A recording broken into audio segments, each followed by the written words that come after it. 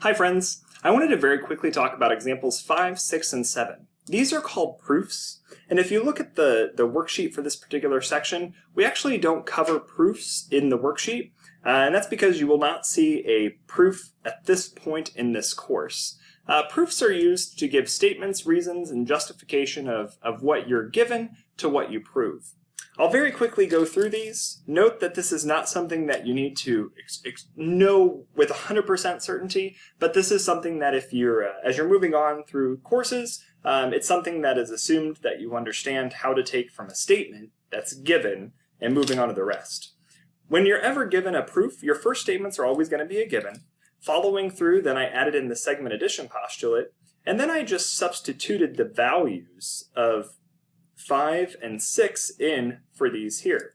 So the reason behind this is substitution.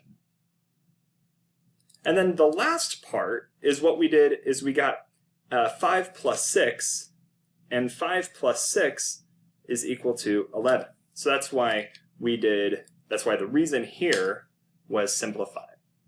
This next one we talked about angle 1 and angle 2 are supplementary. The measure of angle 1 is 90 degrees, that's given.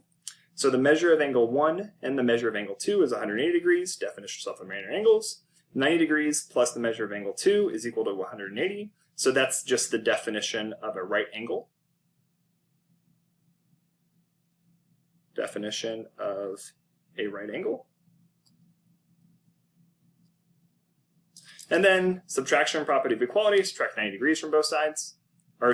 Yes, to subtract 90 degrees from both sides. And then the definition of a right angle, because we said measure of angle 2 is equal to 90 degrees.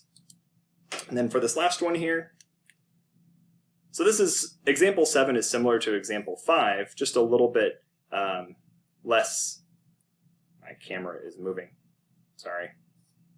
Here we go. All right, so example 7 and example 5 are very similar. I'm given this in the beginning, then I said AB plus BC equals AC. I just rewrote it in the opposite direction. AC is equal to AC because that's the reflexive property of equality, which we'll sometimes abbreviate POE. And then substitution property of equality by substituting in AB plus AB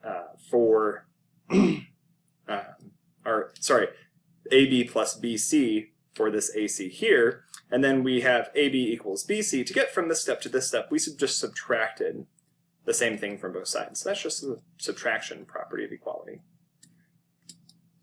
Again, the proofs is not as heavily involved in this particular course, so if you were struggling with these, just reach out to your instructor. They'll talk a little bit about them, but know that it's not something that's heavily tested.